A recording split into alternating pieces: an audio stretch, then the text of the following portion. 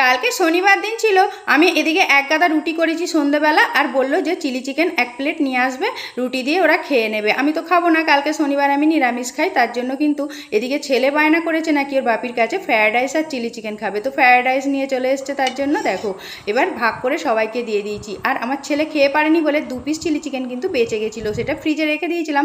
আজকে কিন্তু রবিবার দিন, আর সকালবেলা স্নান সেরে পুজো করে এসে আমি কিন্তু টিফিনটা করে নিলাম আগে চিলি চিকেন দিয়ে।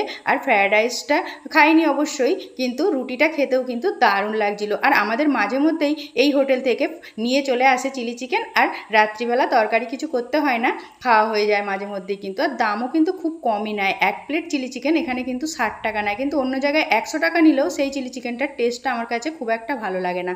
এদিকে কিন্তু তারপরে দেখো চলে এসেছি রান্নাঘরে এসে ভাতটা বসিয়ে দিলাম। এদিকে বরমশাই কিন্তু বাজার করে নিয়ে চলে এসছে। তো বাজার থেকে কি নিয়ে এসছে দেখাই তোমাদের। এই দেখো 1 কেজি খাসির মাংস নিয়ে চলে এসছে। প্রথমে বলেছিল দেশি মুরগির কথা, তো দেশি মুরগি আর পাওয়া যায়নি। এদিকে 1 কেজি সাইজের একটা কাতলা মাছও নিয়ে চলে এসছে। তো মাছটাকেও আমি ভালো করে ধুয়ে নিয়েছি, কারণ এটা কিন্তু ফ্রিজে চলে যাবে, আজকে আর রান্না হবে না। মাংস হলে আমাদের কেউ মোটেই খাবে না মাছ, একদমই, যত ভালো মাছই হোক। তো তারপরে এই যে মশলা কষা রেডি, মাংসটা কষিয়ে নিয়ে আর বড় বড় করে আলু দিয়ে আজকে চন্দ্রমুখী আলুর ঝোল। ব্যাস, ভালো লাগলে ভিডিওতে লাইক